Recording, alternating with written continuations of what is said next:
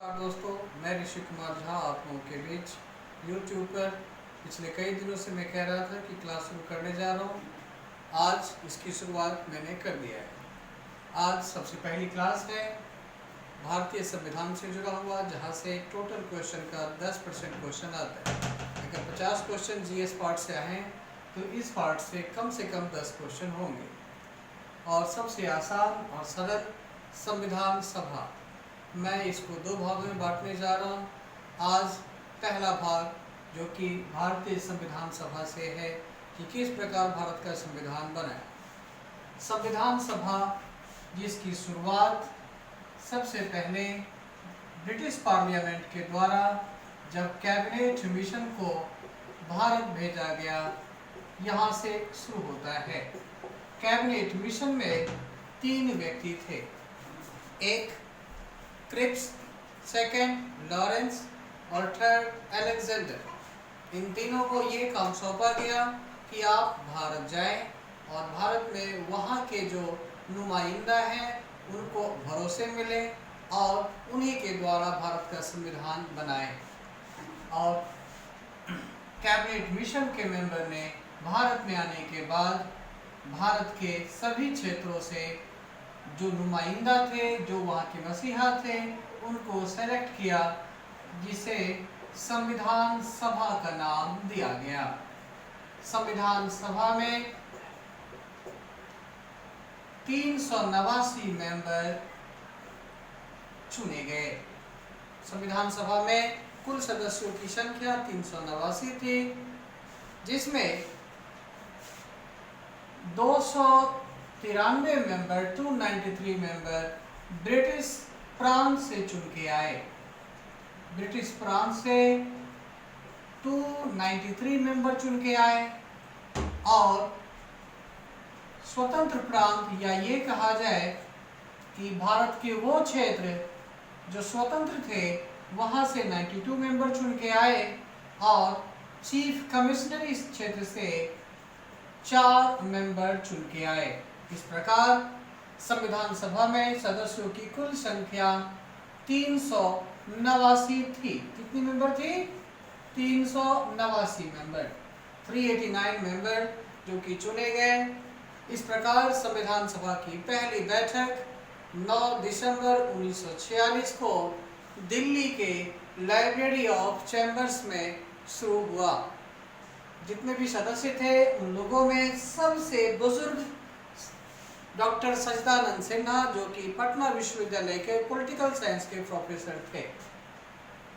9 दिसंबर 1946 को उनका चयन हुआ, लेकिन जितने भी सदस्य थे उनमें मुस्लिम लीग के अधिकांश सदस्य ने इसका विरोध किया। उनका ये कहना था कि यहाँ बुजुर्गियत को वरीयता ना देकर यहाँ योग्यता को वरीयता दिया जाए, और इन सदस्यों में सबसे ज़्यादा योग्य डॉक्टर राजेंद्र प्रसाद हैं। तो 11 दिसंबर 1946 को, जो कि संविधान सभा की दूसरी बैठक थी, इस बैठक में संविधान सभा के अध्यक्ष चुने गए डॉक्टर राजेंद्र प्रसाद। इस तरह क्वेश्चन में ये आता है कि संविधान सभा के स्थायी अध्यक्ष कौन, तो स्थायी अध्यक्ष पूछा जाए, फिक्स मेंबर पूछा जाए तो डॉक्टर राजेंद्र प्रसाद, और टेम्पररी मेंबर पूछा जाए तो डॉक्टर सच्चिदानंद सिन्हा। ठीक 13 दिसंबर 1946 को पंडित जवाहरलाल नेहरू ने भारतीय संविधान का उद्देश्य क्या होना चाहिए, इसके लिए संविधान सभा के मेंबर के सामने एक प्रपोजल लाया, जिसका नाम उन्होंने उद्देश्य प्रस्ताव रखा। उद्देश्य प्रस्ताव जो कि पंडित जवाहरलाल नेहरू के द्वारा लाया गया। कई बार क्वेश्चन में ये आता है कि उद्देश्य प्रस्ताव संविधान सभा में किसके द्वारा लाया गया, तो उसमें आपके सामने 4 ऑप्शन होंगे। Option A doctor Rajendra Prasad, option B doctor Sachchidanand Sinha, option C doctor B R. Ambedkar और ऑप्शन डी जिसमें पंडित जवाहरलाल नेहरू का नाम आता है। उद्देश्य प्रस्ताव 13 दिसंबर 1946 को लाया गया और 22 जनवरी 1947 को इस उद्देश्य प्रस्ताव को संविधान सभा के अधिकांश मेंबर ने पास किया। इस तरह से यहाँ से भारतीय संविधान का निर्माण शुरू होता है। संविधान सभा की पहली बैठक जो कि 9 दिसंबर 1946 को हुई और संविधान सभा के मेंबर के द्वारा 26 नवंबर 1949 को पारित कर दिया गया। इस तरीके से हम ये कह सकते हैं कि संविधान को बनाने में 2 वर्ष 11 महीने और 18 दिन लगे। संविधान सभा में जितने मेंबर चुने गए वो चुने गए नहीं, ये कह सकते हैं कि वो सेलेक्टेड थे। वो किसी खास व्यक्ति के द्वारा, जन समुदाय के द्वारा नहीं चुने गए थे। बस अपने क्षेत्र का ये कह सकते हैं कि वो प्रतिनिधित्व कर रहे थे। भारत की पहली सरकार संविधान सभा के द्वारा ही बनी, ना कि लोकसभा के द्वारा। संविधान सभा में जितने भी सदस्य चुने गए थे वो सभी सदस्य अपने सभी क्षेत्र में 10 लाख की आबादी के आधार पर आनुपातिक रूप से चुन के आए थे।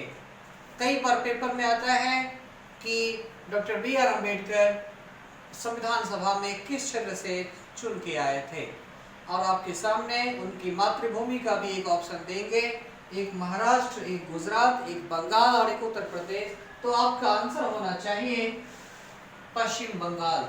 वो पश्चिम बंगाल से चुन के आए।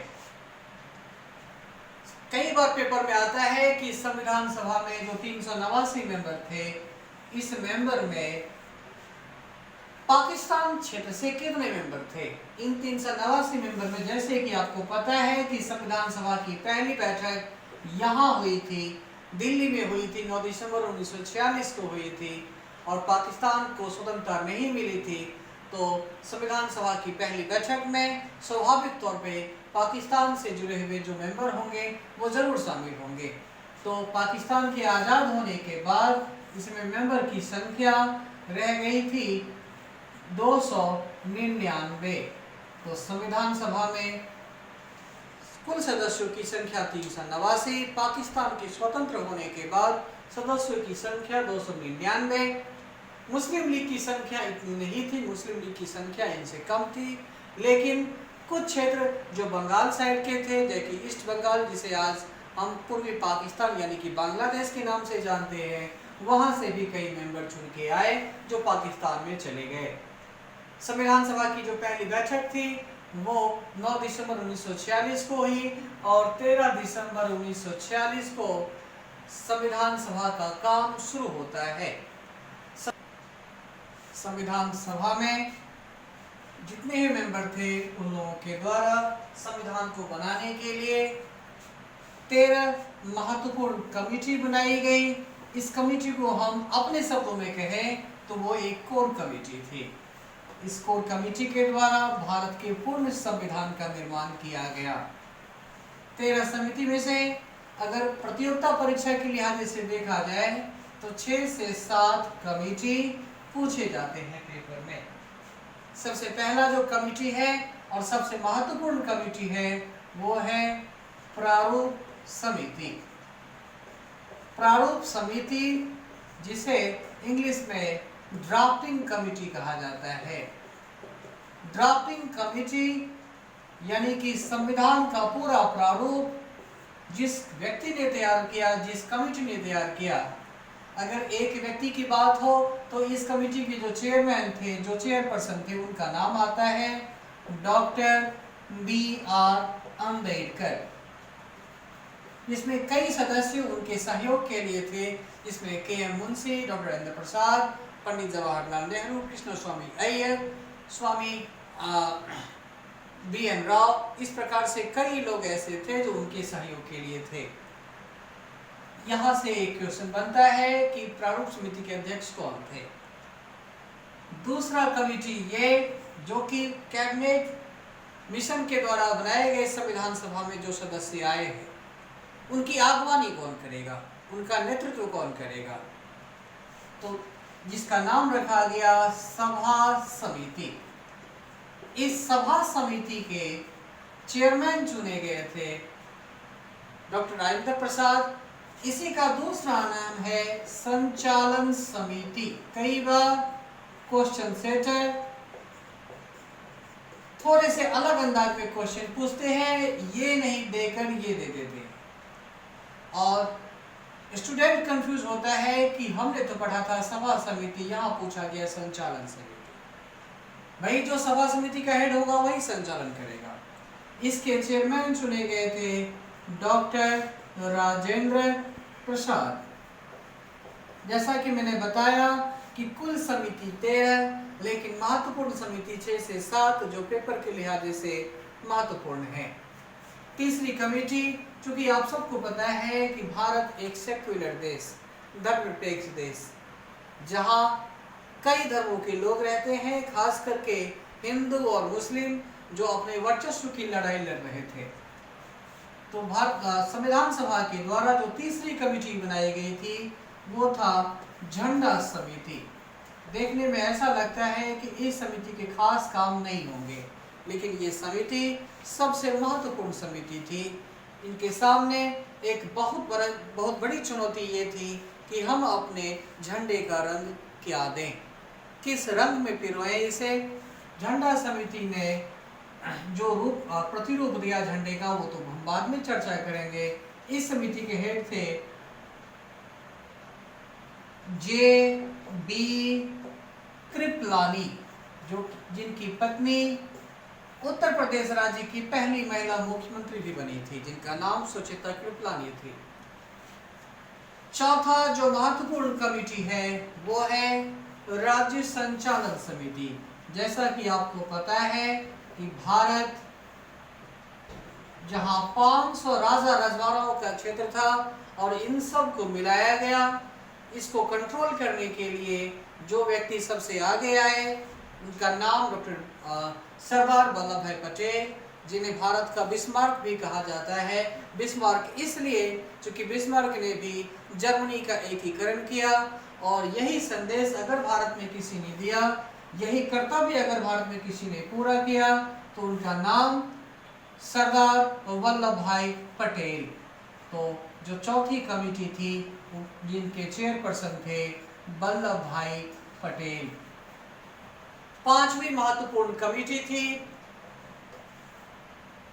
केंद्रीय संचालन समिति।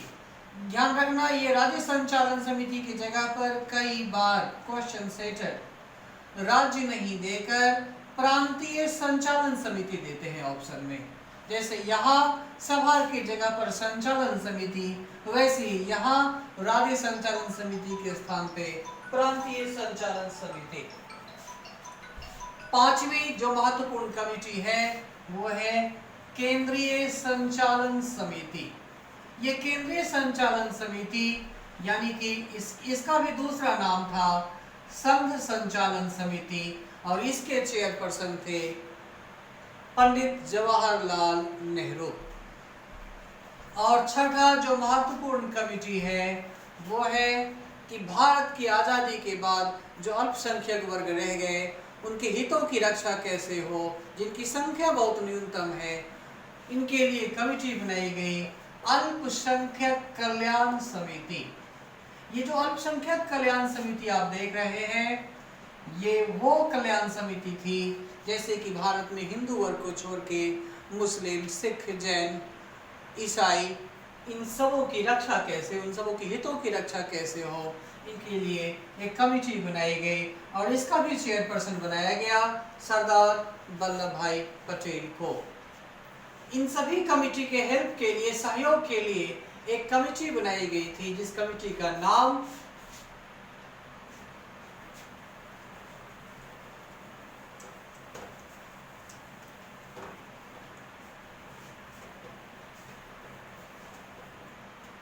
सलाहकारी समिति या परामर्शदात्री समिति थी।